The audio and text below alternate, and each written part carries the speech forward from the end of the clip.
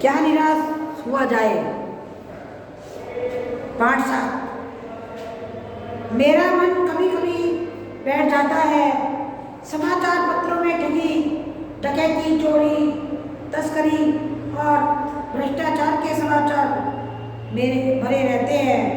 आरोप प्रत्यारोप का कुछ ऐसा वातावरण बन गया है कि लगता है देश में कोई ईमानदार आदमी ही नहीं रह गया।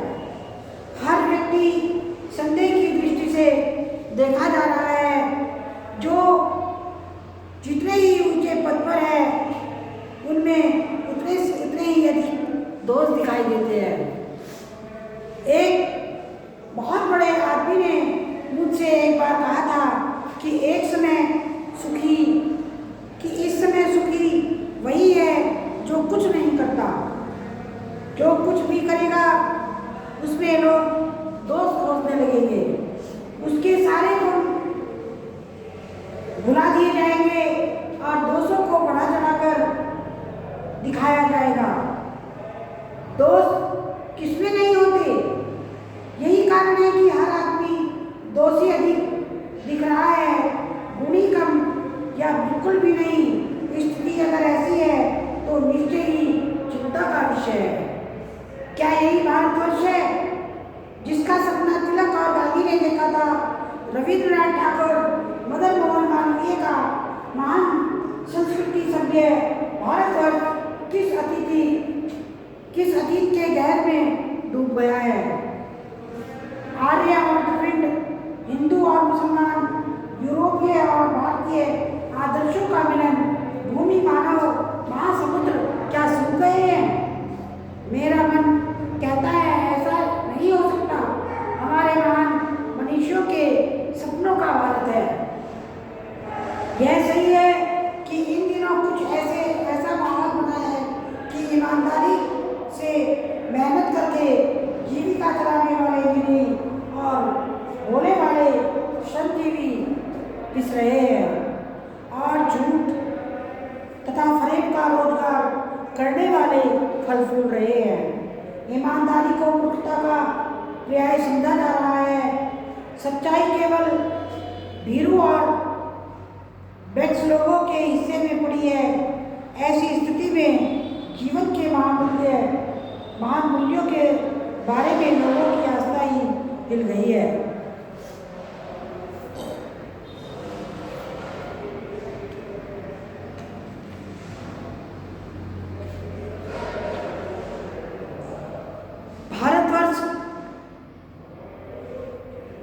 भारतवर्ष ने कभी भी भौतिक वस्तुओं के संग्रह को बहुत अधिक महत्व नहीं दिया है। उसकी दृष्टि से मनुष्य के भीतर जो महान आंतरिक गुण स्थिर भाव से बैठा हुआ है वही चरम और परम है। लोभ, मोह, काम, क्रोध आदि विचार मनुष्य में स्वाभाविक रूप से विद्यमान रहते हैं, पर उन्हें प्रधान शक्ति मान लेना और अपने मन तथा बुद्धि को उन्हीं के इशारे पर छोड़ देना बहुत बुरा आचरण है। भारतवर्ष ने कभी भी उन्हें उचित नहीं माना। उन्हें सदा संयम के बंधन से बांधकर रखने का प्रयत्न किया है, परंतु भूख की उपेक्षा नहीं की जा सकती, बीमार के लिए दवा की उपेक्षा नहीं की जा सकती, गुमराह को ठीक रास्ते पर ले जाने के उपायों की उपेक्षा नहीं की जा सकती। हुआ क्या है? हुआ यह है कि इस देश ने कोटि दरिद्र जनों को हीन अवस्था को दूर करने के लिए ऐसे अनेक कायदे कानून बनाए गए हैं जो कृषि, उद्योग, वाणिज्य, शिक्षा और स्वास्थ्य की स्थिति को अधिक उन्नत और सुचारू बनाने के लक्ष्य से प्रेरित है। परंतु जिन लोगों को उन कार्यों में लगाना है उनका मन इस सब समय पवित्र नहीं होता। प्राय वह ही लक्ष्य को भूल जाते हैं और अपनी सुख सुविधा की ओर ज़्यादा ध्यान देते हैं। भारतवर्ष सदा कानून का धर्म के रूप में देखता रहा है। आज एकाएक कानून और धर्म के में अंतर कर दिया गया है। धर्म को धोखा नहीं किया जा सकता, कानून को दिया जा सकता है। यही कारण है कि जो लोग धर्म भीरू है वे कानून की त्रुटियों से लाभ उठाने में संकोच नहीं करते। इस बात के पर्याप्त प्रमाण खोजे जा सकते हैं कि समाज के ऊपरी वर्ग में चाहे जो भी होता जा रहा हो, भीतर भीतर भारतवर्ष अब भी यह अनुभव कर रहा है कि धर्म कानून से बड़ी चीज है। अब भी सेवा है, ईमानदारी, सच्चाई और आध्यात्मिकता के मूल्य बने हुए हैं। वे दब अवश्य गए हैं लेकिन नष्ट नहीं हो गए।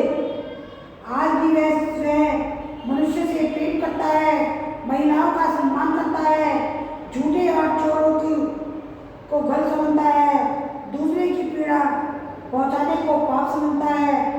हर आदमी अपने व्यक्तिगत जीवन में इस बात का अनुभव करता है। समाचार पत्रों में जो भ्रष्टाचार के प्रति इतना आक्रोश है वह नहीं साबित करता कि हम ऐसी चीज़ों को गलत समझते हैं और समाज में उन तत्वों को की प्रतिष्ठा कम करना चाहते हैं जो गलत तरीके से धन या मान संग्रह करते हैं। दोषों का पर्दाफाश करना बुरी बात नहीं है। बुराई यह मालूम होती है कि किसी के आचरण में के गलत पक्ष को उद्घाटन करके उसमें रस लिया जाता है और दोषोद्घाटन को एकमात्र कर्तव्य मान लिया जाता है। बुराई में रस लेना बुरी बात है, अच्छाई में उतना ही रस लेकर उजागर न करना और भी बुरी बात है। सैकड़ों घटनाएं ऐसी घटती हैं जिन्हें उजागर करने से लोग चित्त में अच्छाई के प्रति अच्छी भावना जगती है। एक बार रेलवे स्टेशन का टिकट लेते हुए गलती से मैंने 10 के बजाय 100 रुपये का नोट दिया और मैं जल्दी जल्दी गाड़ी में आकर बैठ गया। थोड़ी देर में टिकट बाबू उन दिनों के सेकेंड क्लास के डिब्बे में हर आदमी का चेहरा पहचानता हुआ उपस्थित हुआ। उसने मुझे पहचान लिया और बड़ी विनम्रता के साथ मेरे हाथ में 90 रुपये रख दिए और बोला, यह बहुत गलती हो गई थी। आपने भी नहीं देखा, मैंने भी नहीं देखा। उनके चेहरे पर विचित्र संतोष की गरिमा थी। मैं चकित रह गया। कैसे कहूँ कि दुनिया में सच्चाई और ईमानदारी गायब हो गई है। वैसी एक अवांछित घटनाएं भी हुई हैं, परंतु वह एक घटना ठगी और वंचना की अनेक घटनाओं से अधिक शक्तिशाली है। एक बार मैं बस में यात्रा कर रहा था। मेरे साथ मेरी पत्नी और 3 बच्चियां भी थी। बस में कुछ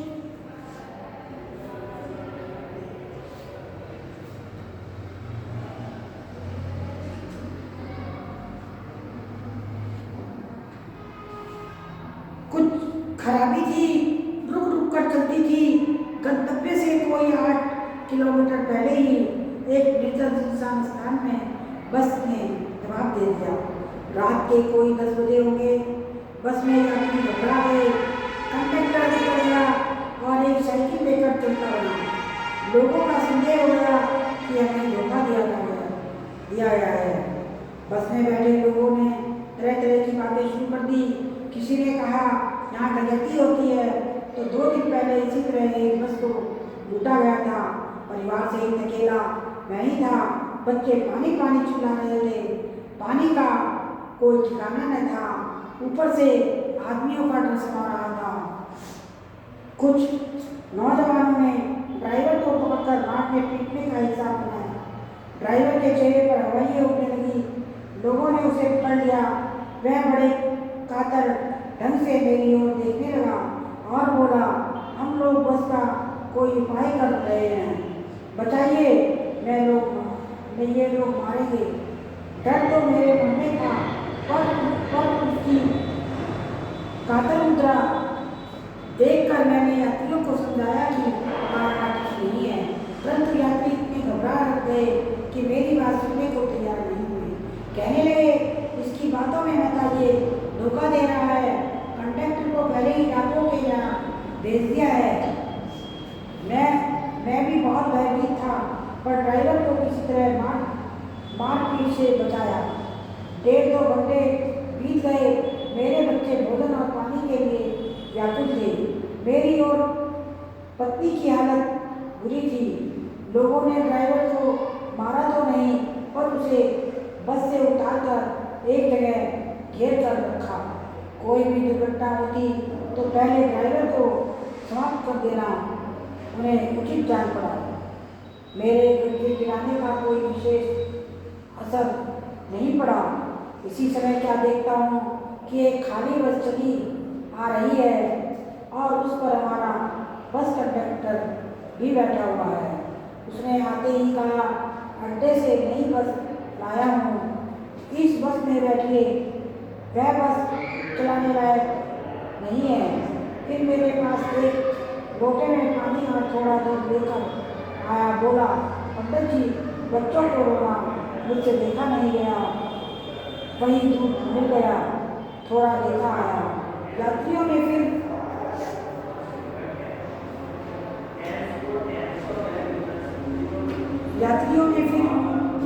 जान आई। सबने उसे धन्यवाद दिया, ड्राइवर से माफ़ी मांगी और 12 बजे से पहले ही वह लोग बस अड्डे पहुँच गए। कैसे कहूँ कि मनुष्यता एकदम समाप्त हो गई। कैसे कहूँ कि लोगों में दया भाव नहीं रहा। जीवन में जाने कितनी ऐसी घटनाएं हुई जिन्हें मैं भूल नहीं सकता। ठगा भी गया हूँ, धोखा भी खाया है, परंतु बहुत कम स्थलों में विश्वासघात नाम की चीज मिलती है। केवल इन्हीं बातों का हिसाब रखो जिसमें धोखा खाया है। जो जीवन कष्टकर हो जाए, परंतु ऐसी घटनाएं भी बहुत कम हो रही है। जब लोगों ने अकारण सहायता की है, निराश मन को ढांढस दिया है और हिम्मत बनाई है।